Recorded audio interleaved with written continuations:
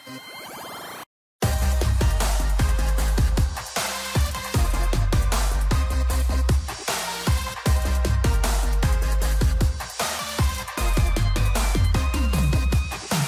Springs Unwrapped starts right now.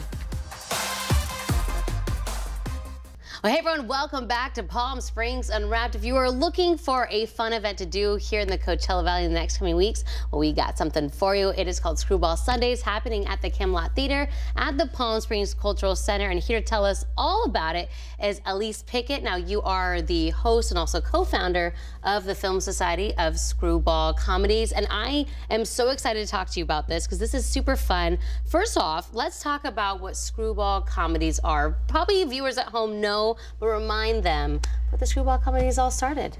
It's a genre of film that is so special and fun and sexy and romantic. The classic period was between the Great Depression and World War II.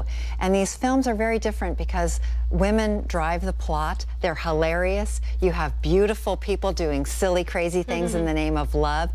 The dialogue is witty and fast, and they're silly. They're not sentimental. Yeah, I love it. How did they even come up with this idea during that time?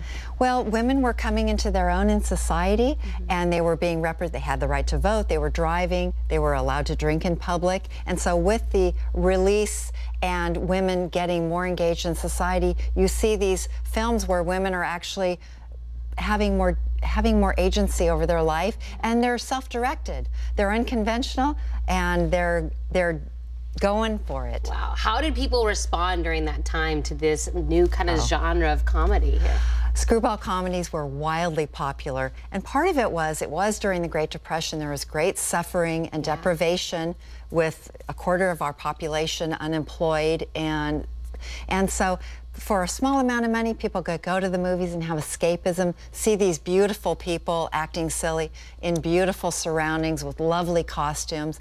The detailing is just outstanding. Get a respite from unhappiness and suffering, an escape. Yeah, and I love it because we're doing that now. This is the second year that you guys have done this. Because these really are timeless movies, right? Yes, they are. And our film series, we have 10 films in the series. We have half the series left. Something very exciting, Chloe, is happening at the end of April 27th and 28th. We have a special guest speaker who's flying in from New York, making a rare West Coast appearance. She is legendary film critic, author, and film historian Molly Haskell. She is the author of 6 books. She's written about film for decades, and she is going to be introducing the Palm Beach story on Saturday night and signing books. There will be a reception for her at the Camelot Theater in the Palm Springs Cultural Center. She'll also be introducing and discussing Sunday's movie, April 28th, which is Designed for Living. Two very special films, and we are so lucky to have someone of her renown coming in and discussing screwball comedies. It kind of makes sense, right? Because these screwball comedies are letting the leading ladies, and you have someone like Molly coming in to talk about it, right? Chloe, you get it. It's the full circle. I'm catching on here. Now talk about, it's at the Camelot Theater. It's a great theater for these films. Oh, and it's such a deal for people coming in because audiences get a full film festival experience for a $12 ticket. They get an introduction, live introduction by a special guest speaker who has expertise in film. Then watching the film, seeing all the gorgeous detail, and watching a comedy is like a smile. It's contagious when you hear people laughing all around you. And of course, the Camelot Theater does have one of the largest screens in Southern California. So you get to see all that beautiful detail from these films. And then afterward, we discuss the films in detail. Why are they treasures? Why are they masterpieces? And what makes them timeless? Why are they classics? Yeah, I love it because, like you said, they're timeless movies, but it also takes you back in time to learn the history of the movie. I just love everything about this. I have to ask you, the movies that are coming, do you have a favorite? Oh, that would be like choosing a child. I can't do that. Can't choose favorites.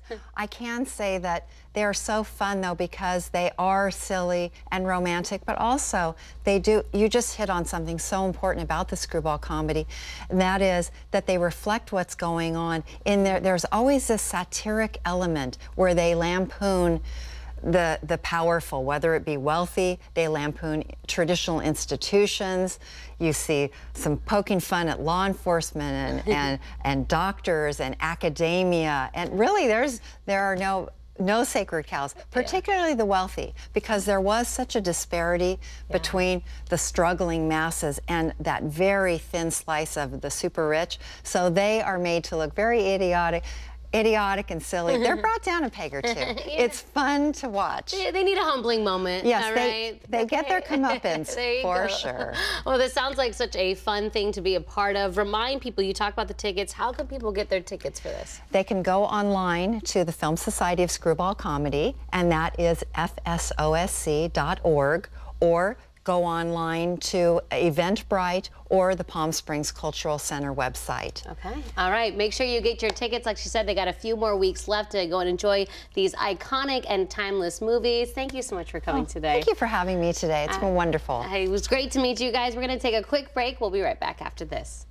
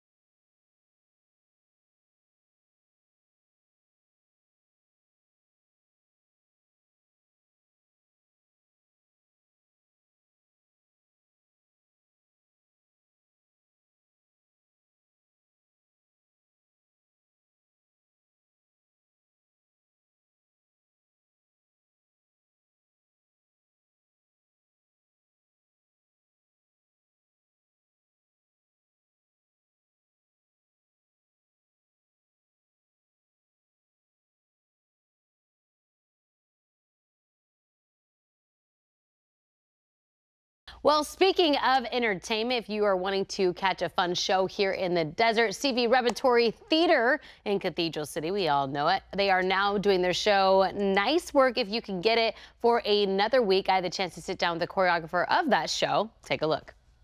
Oh, capricious, I grow ambitious to have you care for me. We are here rehearsing Nice Work If You Can Get It, the musical, for Coachella Valley Rep. We're very excited about this production here. I get to serve as director, choreographer, and it's a show that's near and dear to my heart. I got to be the associate choreographer for the original Broadway production of this musical, and then I got to be the director and the choreographer for the first national tour of this musical, and it's a thrill to get to visit this piece again and put it together for Coachella Valley Rep.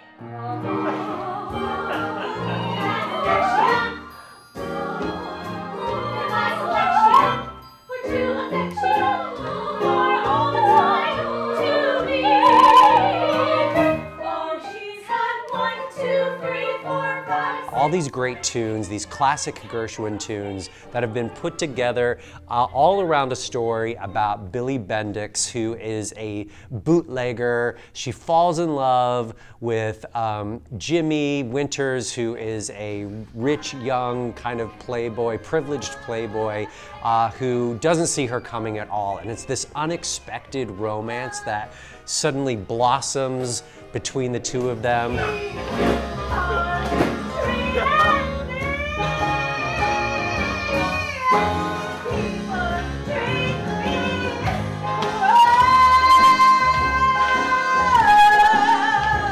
So the cast, it's a really, really big cast, and we have cast members from local here to the Palm Springs area and Los Angeles, but we also have actors who have been brought in from New York City who are making their debut here at Coachella Valley. And so it's a really rich group of people from all over the place, really. As the director and choreographer, I always try to create a plan for every moment in the show, and then I bring that plan to the studio, we try it out, we work with it, and oftentimes the actors will have additional ideas that they add to it, and then their ideas will spring new ideas for me, and we'll keep evolving what we're doing and keep trying to find the very best version of what the very best version of how we can tell each moment of the story. And then it could still change even when we get on the stage, because then we've got more space. I'm able to be farther back and kind of have a larger look at what it is that we've created. And sometimes by having that larger perspective and literally space, because I can be in the back of the theater if I want to be, then I can see, oh yeah, maybe this part needs to be tweaked or that part needs to be rethought. So it'll keep evolving until we get to opening night, absolutely. Don't move! Ah! Oh my gosh, it's a girl! And I got a gun! It's a girl with a gun! There are 21 performances of this show, so it's gonna fly by. Hopefully people have their tickets already, but if they don't, get on the phone, get on the website, and grab a ticket. It's gonna be a great time. It's such a joyful show. It's full of heart. It's full of really big belly laughs that people are going to enjoy having, and they're going to hear some beautiful tunes, beautiful singing, and there's some really exciting choreography as well. And breaking news, we have learned that actually you can get tickets through April 28th, so make sure you do that. To get your tickets, you can go to cbrep.org. We'll be right back.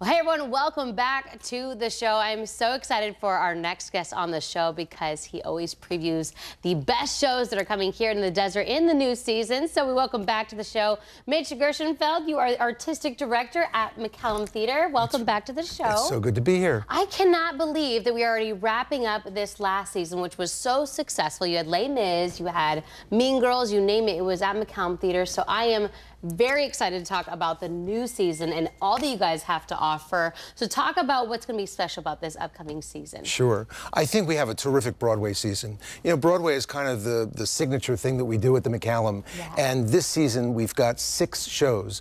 And it starts out with 2 shows that we've had before, but they were so popular. The first is Come From Away, which is that incredible story of what happened on 9/11 when all the planes that were coming to the United States from Europe had to divert to Newfoundland in Canada, this little town of Gander, and the people of that town took care of over 7,000 passengers for about 5 or 6 days while, you know, we didn't know what was going on, and people were scared, and this little town took incredible care for all of these people for the time that they were in Canada before they were let back into the United States. It's a cathartic story, but it's also so uplifting. It's just really an amazing show. And then we have the Book of Mormon, sort of on, you know, complete, for something completely different. Right. And then we have some shows that are really fantastic, some newer shows. Dear Evan Hansen, some fantastic music. It was on Broadway, won Tony Awards. It kind of shows how social media can be a good thing or a bad thing. And we have another show, the Tina Turner musical, and it's her life story and it's the music. That's going to be fantastic. Another one based on musicians is called Ain't Too Proud. It's the story of the Temptations. I guess you'd say, what can make me feel this way? My girl, my girl, my girl. You know, this is the soundtrack that I grew up with, and the Temptations had so many great hits. So you're going to hear all that fabulous music, but you're also going to know their story and the turmoil through the group and how they navigated the 60s and the Vietnam War and the Civil Rights Movement. It's a really outstanding show. We've got a musical that is just fantastic. It's called Six, the musical, and it's basically like a rock concert, but it's the 6 wives of Henry VIII. Divorce. Beheaded. Die. Divorce. Beheaded. Survived. And tonight we are live. And you know, they all met different endings, some not so good. Yeah. And so it's like a rock concert. They all come out, they have these wild costumes on, and they sing songs about Henry VIII, and he doesn't come off looking so well either. Let me tell you a story. Welcome to the show, to the history mix. Switching up the flow as we add the prefix. Everybody knows that we used to be 6 wives, but now we're ex-wives. So we've got, you know, really great Broadway shows. Very, very happy about that. But we also have great Broadway stars like Bernadette Peters and Brian Stokes Mitchell, and Mandy Patinkin is going to do a concert. So, you know, there are lots of things related to Broadway. But if you're not into Broadway, we've got the greatest classical musician in the world, Yo-Yo Ma, will be performing a recital in our theater. And also the great violinist Joshua Bell. And he'll be joined by his wife, who's a soprano, Larissa Martinez, and they'll be doing a program together called The Voice and Violin. We also have Jeffrey Siegel. We have National Geographic Live is coming back. They were gone for a year, but they're back, and we're going to have speakers talking about the penguins of Antarctica and the Great Barrier Reef in Australia. So that's going to be exciting as well. And then some old favorites that we've had many, many times, like Michael Feinstein and Chris Bodie. Paul Anka will be back. So will David Foster and Catherine McPhee. Charo will be back. She's always a lot of fun. Oh my So God. it's kind of something for everyone. I love that's what I was just gonna say. Something for everyone. The shows too. I love that every year you kind of just have something so different with each Broadway show. I feel like this year too, especially so historic in each of these Broadway shows, because like you said, you might not know from the title, but it's like, oh my gosh, you get to learn about the Temptations, about Henry and all his wives. lives, about, you know, so it's really, really exciting. The Broadway shows, I know they do so well. Talk about just the response you guys got from this past season of people coming to these shows. You know, people have responded so well to the shows that we have at the McCallum, and it just seems like every year we have more and more folks coming out. All of our Broadway shows this year were sold out, so we're certainly encouraging people to, you know, go online and get their tickets, because they do sell out quickly. So if you want to see some of these shows, now's the time to do it. Well, as Mitch mentioned, tickets are going on sale this week. So you want to go online or go to the box office and get your tickets now before they sell out. Go ahead and pick up a booklet so you can see all that they have to offer in this new season. Mitch, thank you so much for coming in today. Thank you. All right, guys, we're going to take a quick break. We'll be right back after this.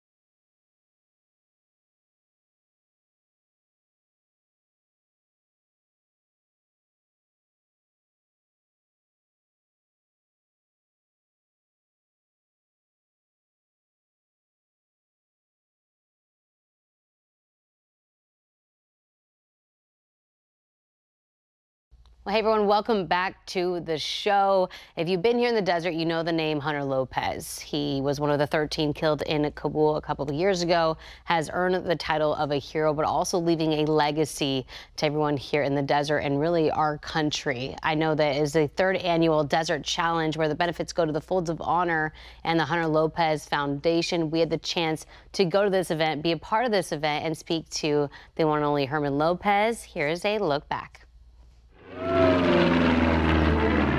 People from the community, military, law enforcement, first responders coming together to have to really pay honor to not only Hunter but all the 13 that fell that day in Kabul. The lives we lost today were lives given in the service of liberty, the service of security, and the service of others. Yeah, Hunter was a student at La Quinta High School, and so when the 13 died, being local, we went to Herman and asked him if we could do a tournament.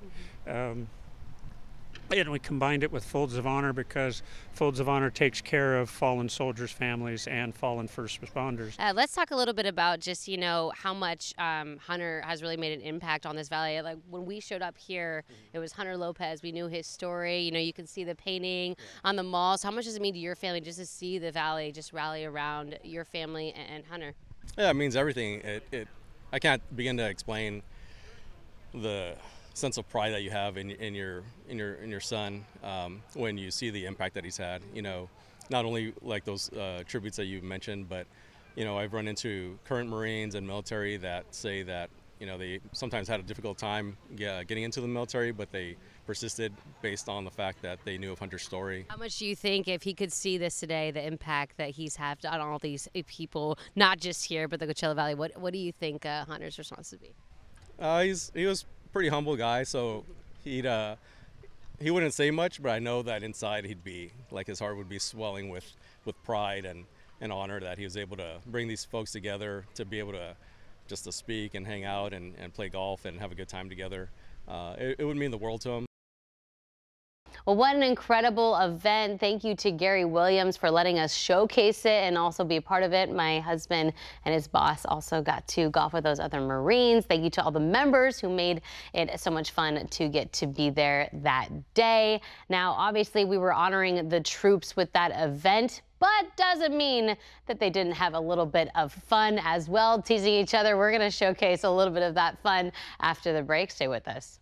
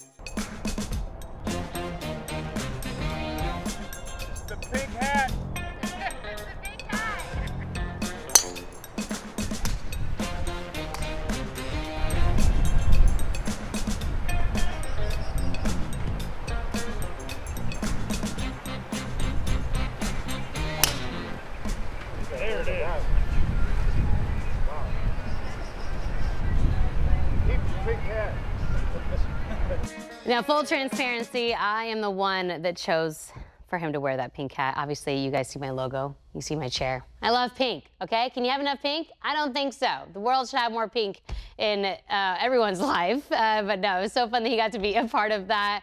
We love getting to hang out with everyone there at the golf resort. Well, that does it for this week's episode of Palm Springs Unwrapped. We'll see you next week.